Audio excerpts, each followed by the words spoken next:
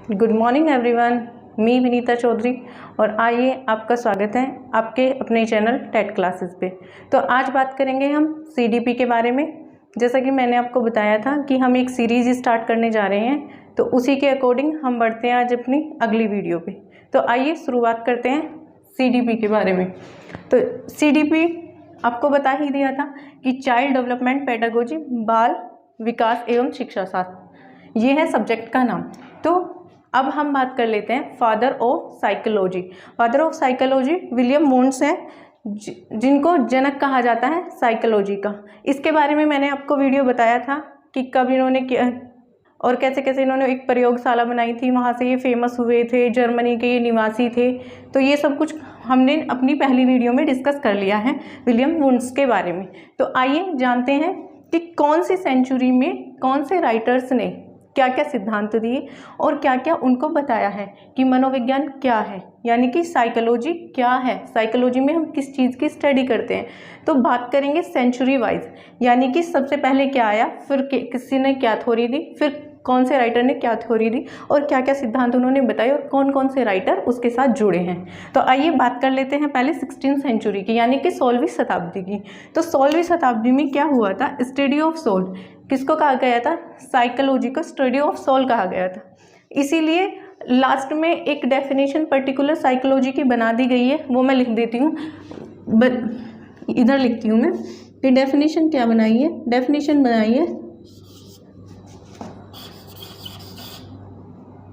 Psychology is the mother of all science.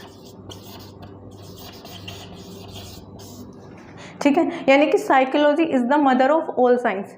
क्या कहा गया है, psychology is the mother of all science, यानी कि यह विज्ञान की माता है। तो जब हमने बात की थी कि साइकोलॉजी हिंदी में मीनिंग था मनोविज्ञान, तो हम बात कर रहे हैं स्टडी ऑफ सोल। तो मैंने अपनी पहली वीडियो में आपको क्या बताया था, पहली वीडियो में मैंने बताया था कि साइकोलॉजी को हम किस किस चीज़ से जानते हैं, स्टडी ऑफ सोल से भी जानते हैं, स्टडी ऑफ माइंड से भी जानते हैं, स्टडी ऑफ बिहेवियर से भी जानते हैं और स्टडी ऑफ कॉन्शियसनेस से भी जानते हैं। तो आइए बात कर लेते हैं इन सभी के बारे में। तो पहले बात करेंगे हम 16वीं सेंचुरी के बारे में।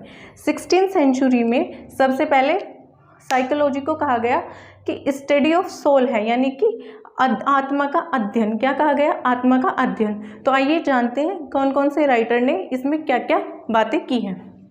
तो आत्मा का अध्ययन, जब स्टडी ऑफ सोल की बात हुई तो सबसे पहले आपको पता ही है मनोविज्ञान, या मनोविज्ञान के लिए सबसे पहले जो सिद्धांत दिए थे या जिसने इसके बारे में पढ़ा था वो कौन थे, एरिस्टोटल। एरिस्टोटल यानी कि जिनको जनक भी कहा जाता है, लेकिन real father of psychology William wounds आते हैं। अगर हम बात करें तो सबसे पहले एरिस्टोटल ने, जिन्हें हिंदी में अरस्तु कहा जाता है। क्या कहा जाता है, अरस्तु।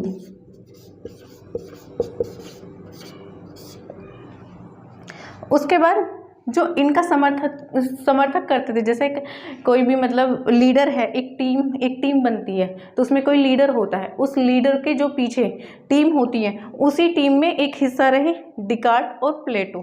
तो डिकार्ट और प्लेटो ने क्या कहा कि अरिस्टोटल ने जो भी कहा है वो सही है। उन्होंने कहा साइकोलॉजी सोल है, यानी कि स्टडी की उन्होंने सोल पे, आत्मा का विज्ञान कहा गया। ठीक है, अब बात कर लेते हैं हम 17वीं सेंचुरी के बारे में। ठीक है, तो 17वीं सेंचुरी में क्या कहते हैं, स्टडी ऑफ माइंड, यानी कि मन का अध्ययन। इसमें कहा गया साइकोलॉजी को मन का अध्ययन। अब बात भी सही है भाई, पता नहीं मन तो कब से रहा होगा, जब से मनुष्य है तब से मन भी रहा होगा। तो उनके अकॉर्डिंग 17वीं शताब्दी में जो कहा गया, वो सही कहा गया कि स्टडी ऑफ माइंड यानी कि मन का अध्ययन। तो इसमें खाली एक ही मनोवैज्ञानिक आए जिनका नाम था पोमपोंजी। ठीक है, आप इसको लिख सकते हैं। इनका कोई समर्थक नहीं था, सिर्फ ये अकेले रहे। ठीक है, अब बात कर लेते हैं 18वीं सेंचुरी की। 18वीं शताब्दी में क्या हुआ और क्या कहा गया, स्टडी ऑफ कॉन्शियसनेस।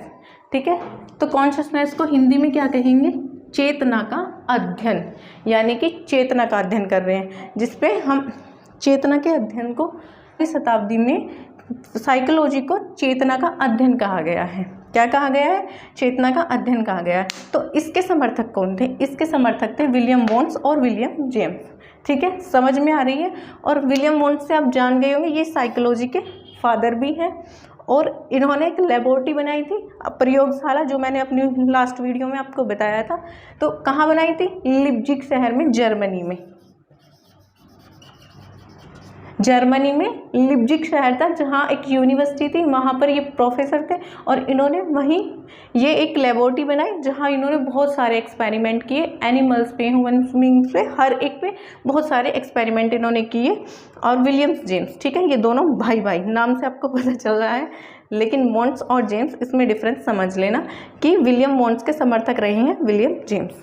ठीक है, इतनी बात आपको समझ में आ रही होगी, कोई भी कन्फ्यूज़न नहीं रहा होगा। बस इस वीडियो का मोटिव ये है कि आपको नंबर वाइज, सेंचुरी वाइज आपको ये पता चल जाए कि साइकोलॉजी को 16वीं शताब्दी में क्या कहा गया है, 17वीं शताब्दी में क्या कहा गया है, या फिर 18th सेंचुरी में क्या कहा गया है।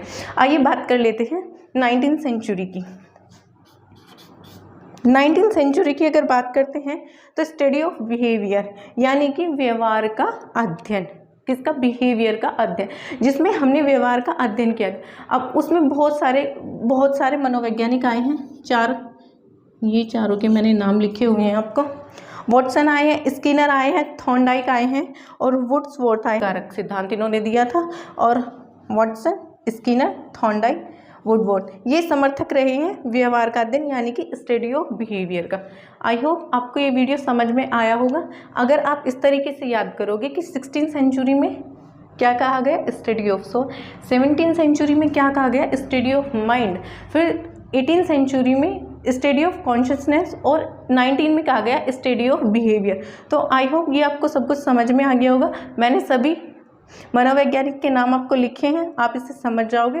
और फादर ऑफ साइकोलॉजी, ये बहुत बारी क्वेश्चन पूछा गया है। विलियम वोन्स, याद रखना, कहाँ के निवासी थे? जर्मनी के, लिप्जिग में प्रोफेसर थे, यूनिवर्सिटी थी लिप्जिग में, वहाँ ये प्रोफेसर थे और लेबोरेटरी बनाई थी इन्होंने, वहाँ पर प्रयोग किए थे इन्होंने बहुत सारे एनिमल्स पे।